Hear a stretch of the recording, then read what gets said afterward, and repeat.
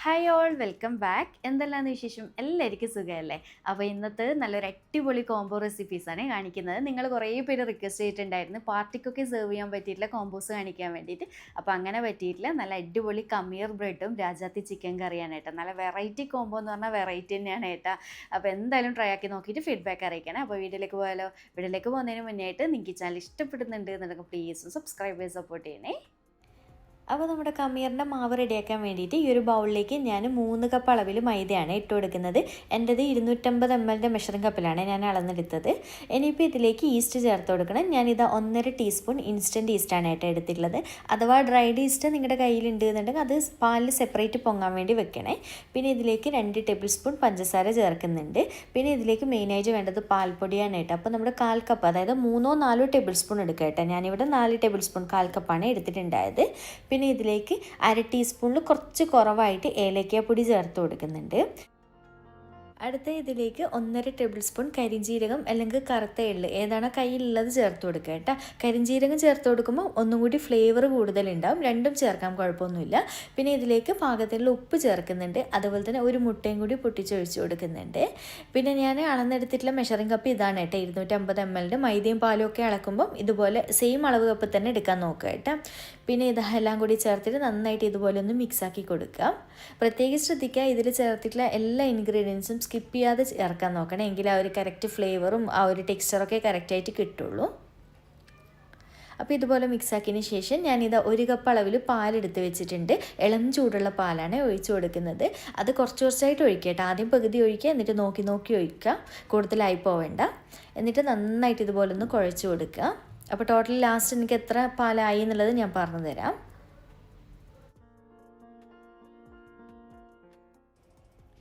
അങ്ങനെ ഇതാ മാവ് ഞാൻ ഈ ഒരു രീതിയിൽ നല്ല സോഫ്റ്റ് മാവായിട്ട് കുഴച്ചെടുത്തിട്ടുണ്ട് കേട്ടോ, കൗണ്ടർ ടോപ്പിൽ ഇട്ടിട്ട്.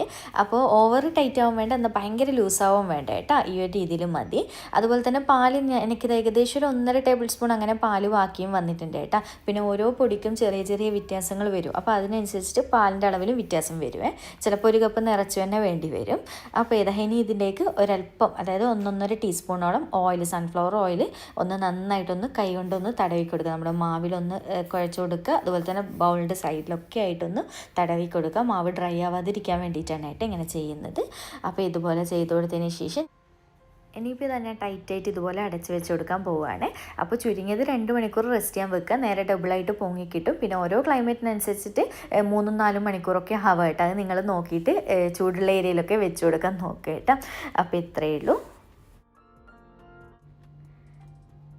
അങ്ങനെ ഇതാ നമ്മുടെ മാവ് നോക്കി അത്യാവശ്യം നന്നായിട്ട് പൊങ്ങി വീർത്ത് നല്ല ആരെടുത്ത് സെറ്റായി വന്നിട്ടുണ്ട് കേട്ടോ. അപ്പോൾ ഞാൻ ഏകദേശം ഒരു 3-3.5 മണിക്കൂറൊക്കെ വെച്ചതിന് ശേഷമാണ് പഴുത്താൻ വേണ്ടി പോകുന്നത്.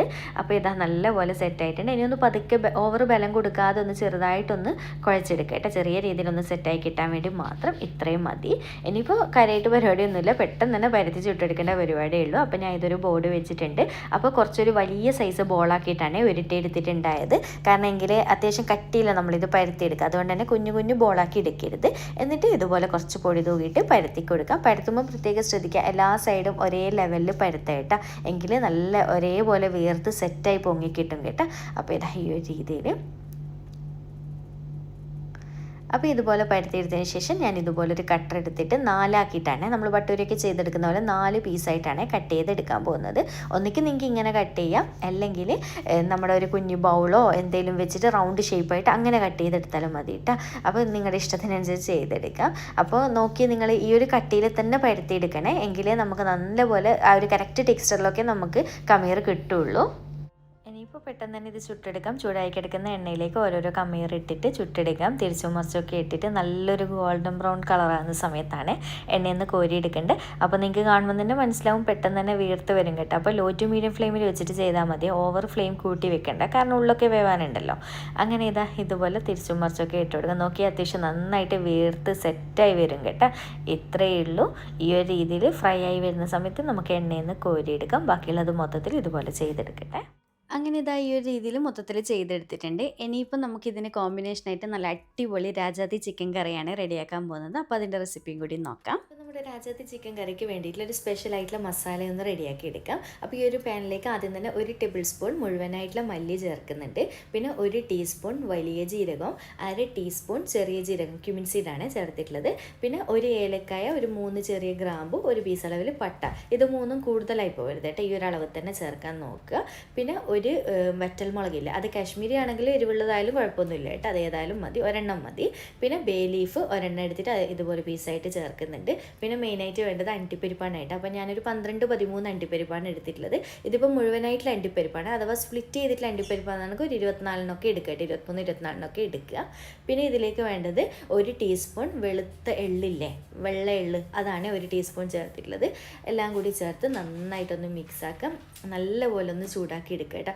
ഓവർ അങ്ങനെ കളറ് മാറൊന്നും വേണ്ട, പക്ഷെ എല്ലാം കൂടി നന്നായിട്ട് ചൂടായി കിട്ടണം.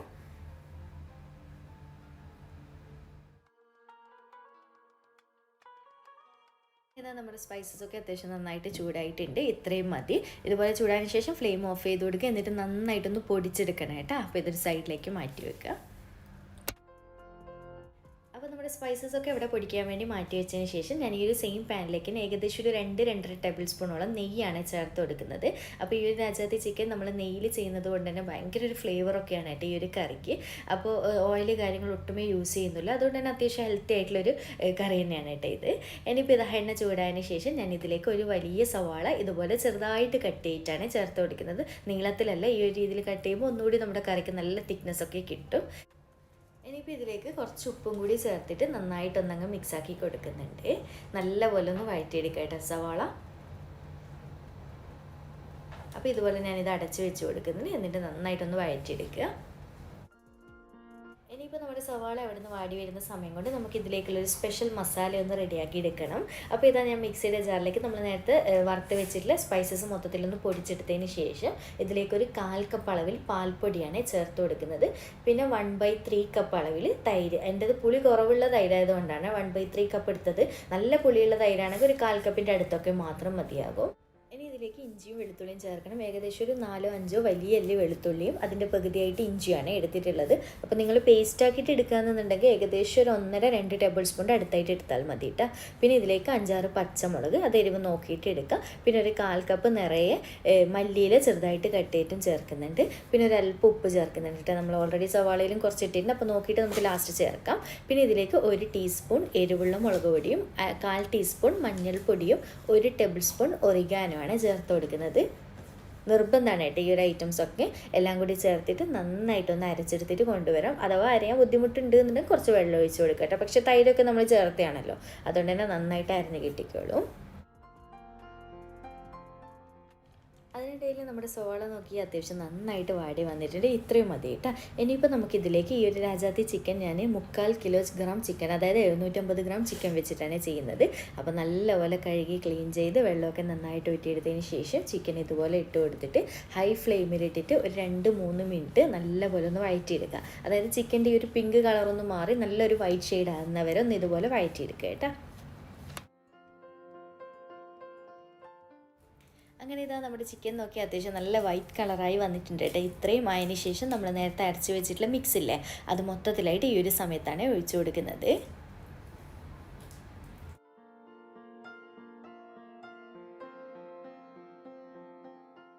ഇങ്ങനെ മൊത്തത്തിൽ ഒഴിച്ചു കൊടുത്തതിന് ശേഷം മിക്സിയുടെ ജാറിലേക്ക് ഞാൻ കുറച്ച് വെള്ളം കൂടി, ഏകദേശം 1 കപ്പ് വെള്ളം കൂടി ഒഴിച്ചിട്ട് അങ്ങനെ മിക്സാക്കിയിട്ടും കൂടി ഒഴിച്ചിട്ടുണ്ട്.